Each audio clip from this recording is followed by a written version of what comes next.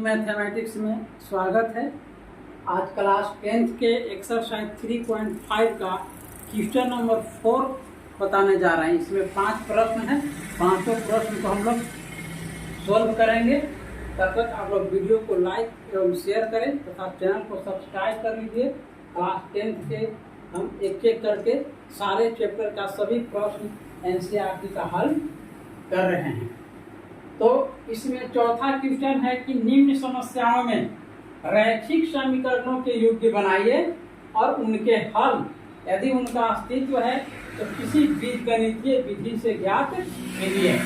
पहला प्रश्न है, इसमें एक छात्रावास का मासिक व्यय का 1 भाग नियत है और शेष इस पर निर्भर करता है कि छात्र कितने दिन भोजन लिया है।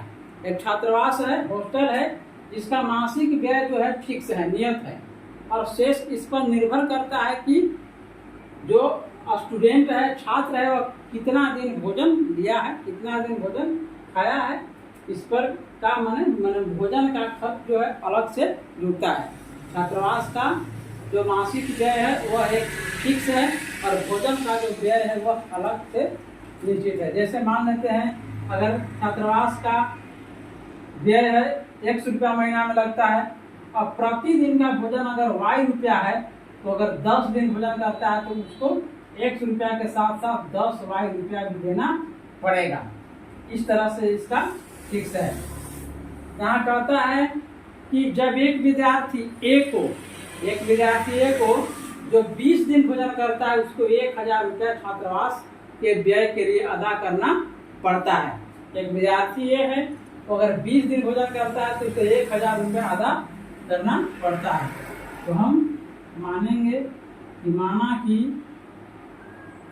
ज्ञात करना हमको क्या है कि नियत व्यय और प्रतिदिन का भोजन का मूल्य ज्ञात करना है। तो माना कि नियत मासिक व्यय बराबर x रुपया। नियत मासिक व्यय कितना है?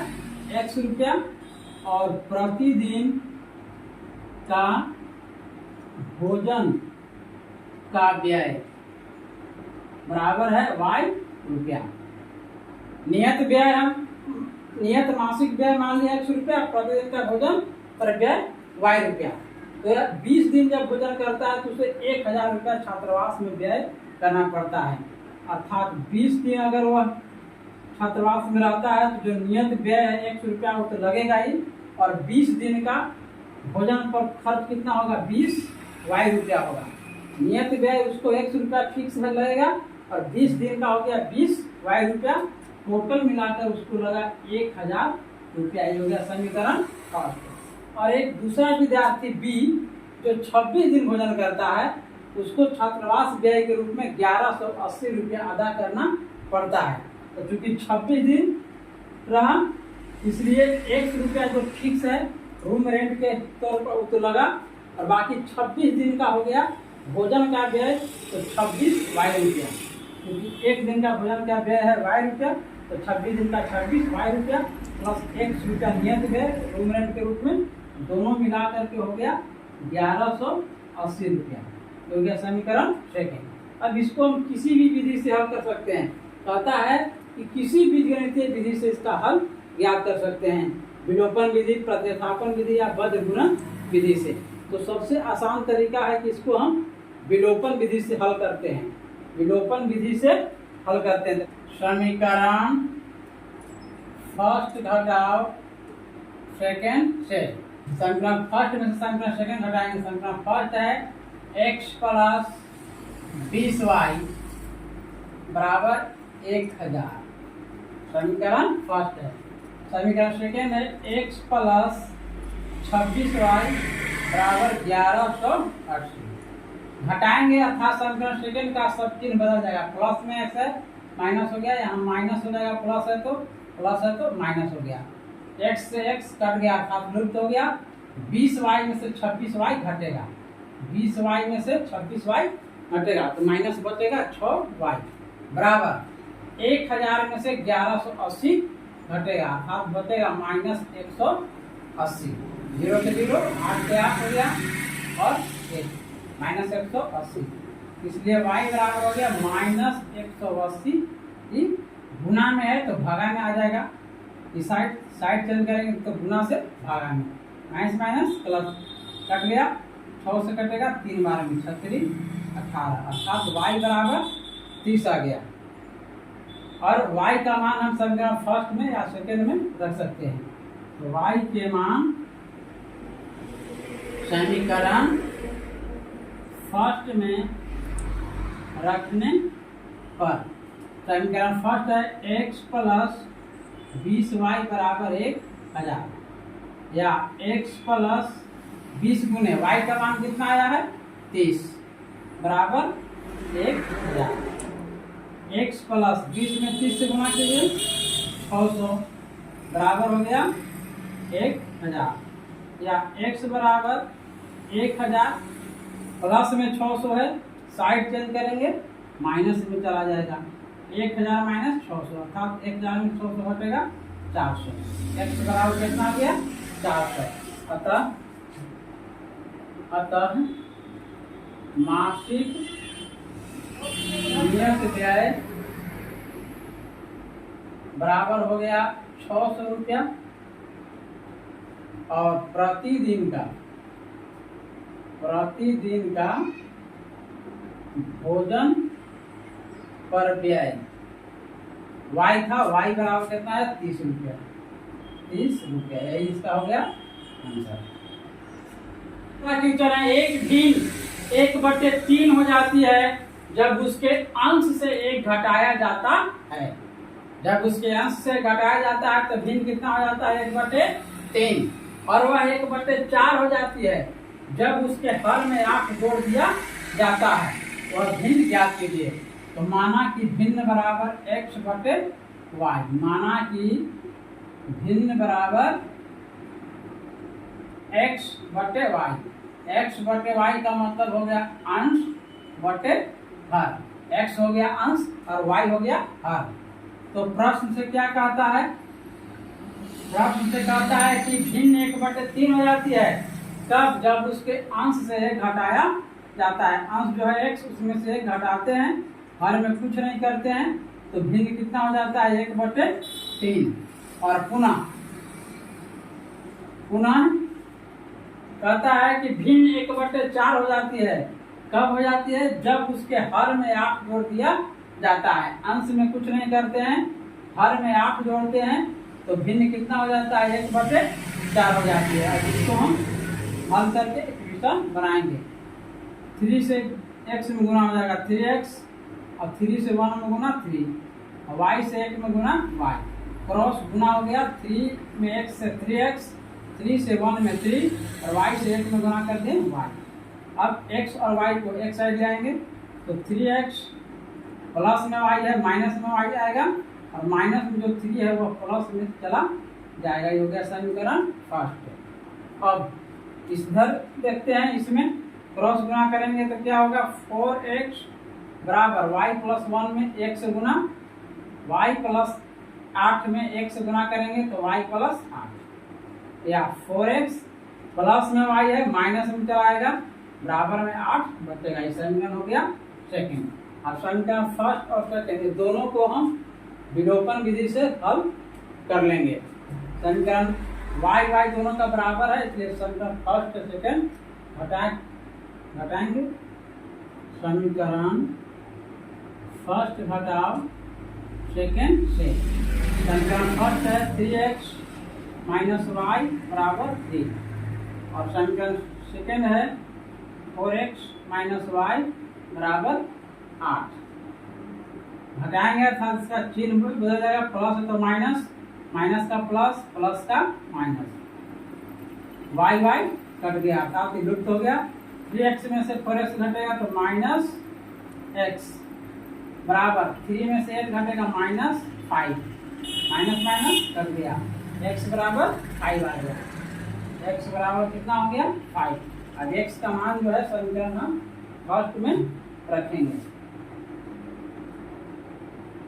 यहाँ हम लिख सकते हैं x बराबर 5। x के मान समीकरण फर्स्ट में रखने पर समीकरण फर्स्ट कितना है 3x माइनस वाई बराबर 3। x का मान कितना आया है 5, हो गया 3 गुने 5 माइनस वाई बराबर 3, या 3 बचे 15 माइनस वाई बराबर 3, या 15 माइनस 3 बराबर वाई। प्लस में 3 है माइनस में आ गया, माइनस में जो वाई था उस साइड चेंज होकर के प्लस में चला गया। 15 में से 3 गया 12 बराबर वाई, इसलिए वाई बराबर कितना हो गया 12। अतः भिन्न बराबर भिन्न कितना था x बटे वाई था, x का मान आ गया 5, वाई का मान 12। यही हो गया इसका आंसर। क्या है यश ने एक टेस्ट में 40 अंक अर्जित किया।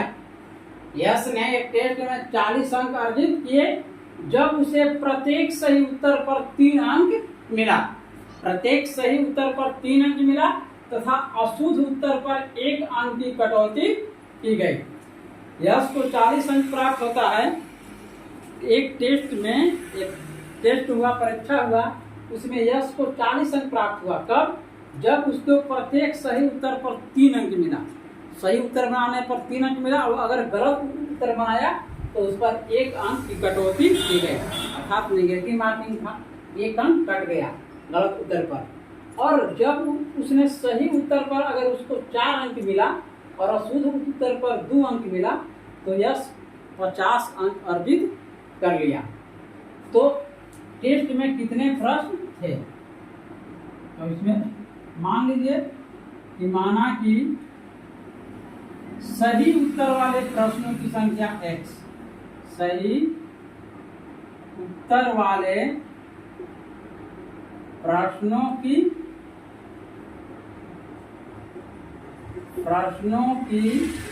संख्या बराबर x। सही उत्तर वाले प्रश्नों की संख्या बराबर x और अशुद्ध उत्तर वाले प्रश्नों की संख्या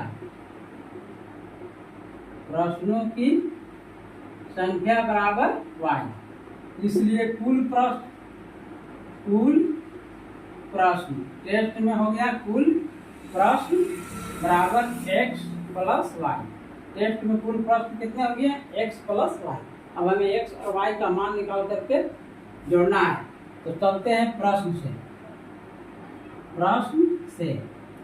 कहता है कि 40 अंक अर्जित किए कब? जब सही उत्तर पर 3 अंक मिला। सही उत्तर बनाने पर 3 अंक मिला। तो चूंकि सही प्रश्न बनाने वाले प्रश्नों की संख्या कितना है x है, तो हो गया 3 गुने x अर्थात 3x, और अशुद्ध उत्तर पर 1 अंक की कटौती की गई तो हो जाएगा माइनस y, 1 अंक की कटौती की गई। तो प्रश्नों की संख्या अगर y है, y में 1 अंक गुना करेंगे तो y आ जाएगा 3x माइनस y बराबर मिला उससे 40 अंक टोटल। और जब उसको 4 अंक मिलता, सही उत्तर पर कितना अंक मिल रहा है 4 अंक मिल रहा है, अर्थात कुल हो गया 4x।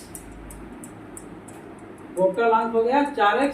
अगर सही, क्योंकि सही उत्तर वाले प्रश्नों की संख्या कितना है x और सही उत्तर बनाने पर 4 अंक मिलता है तो कुल अंक कितना मिल गया 4x।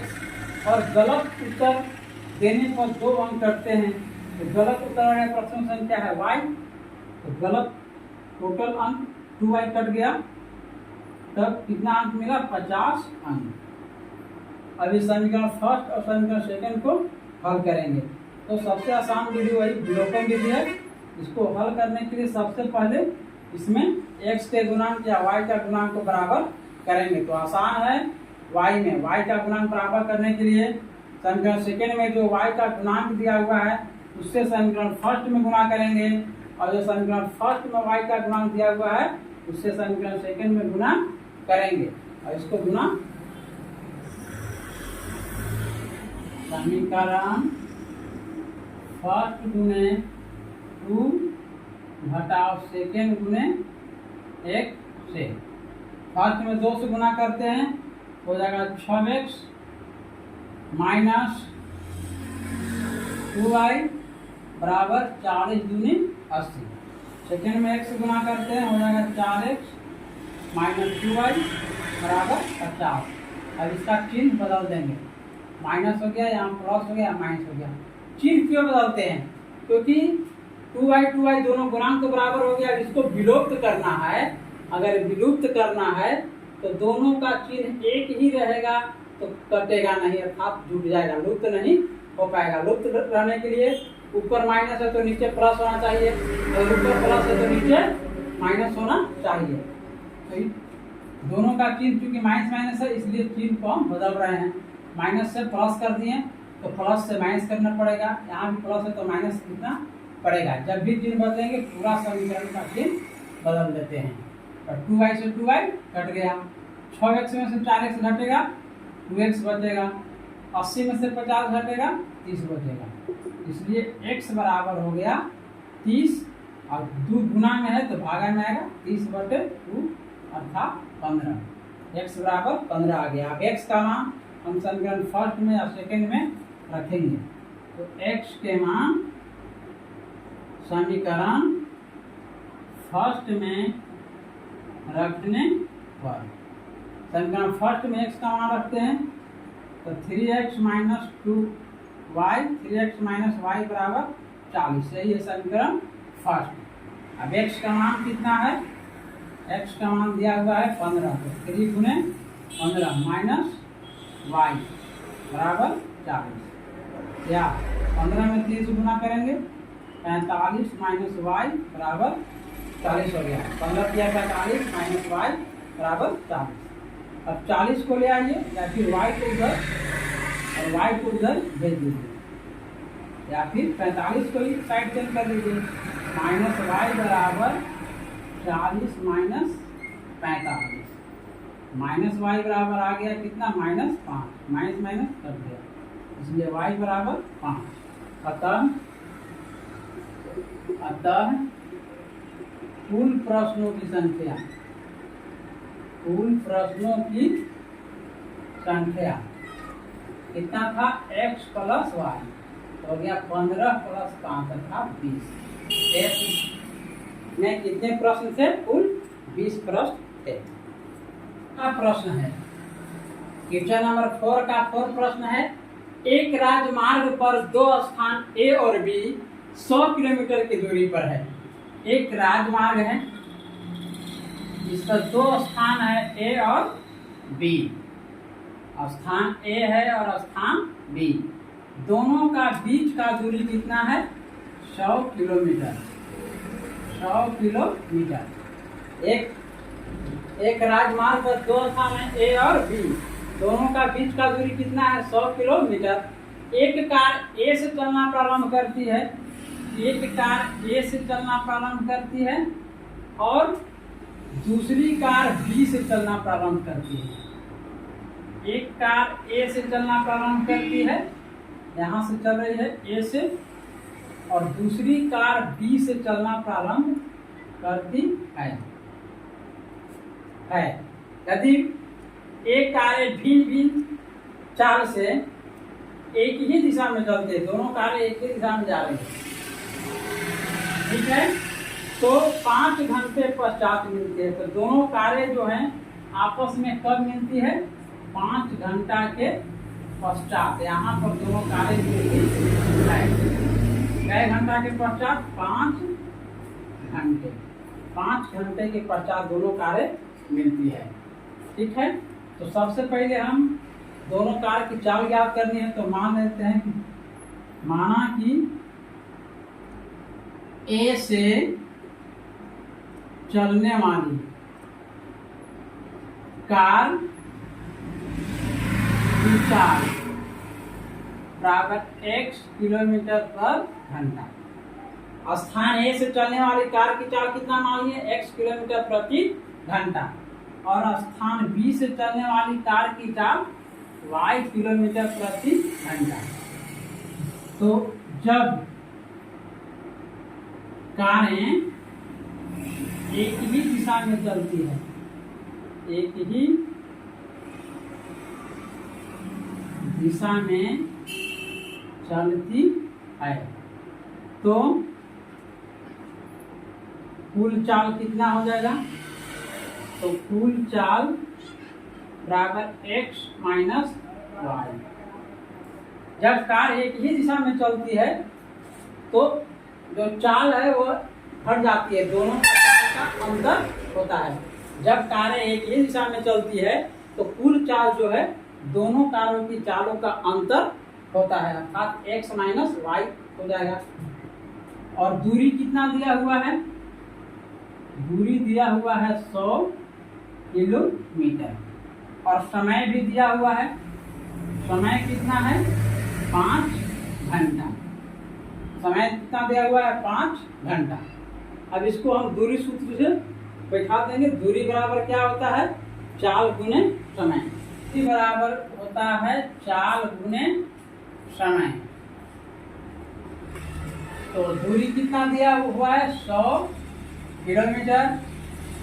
चाल हो गया x माइनस वाई और समय हो गया 5 घंटा। 5 घंटा। तो इसको काट लीजिए, 5 से कट जाएगा 20 बार में, तो हो गया x माइनस वाई बराबर 20। समीकरण फर्स्ट।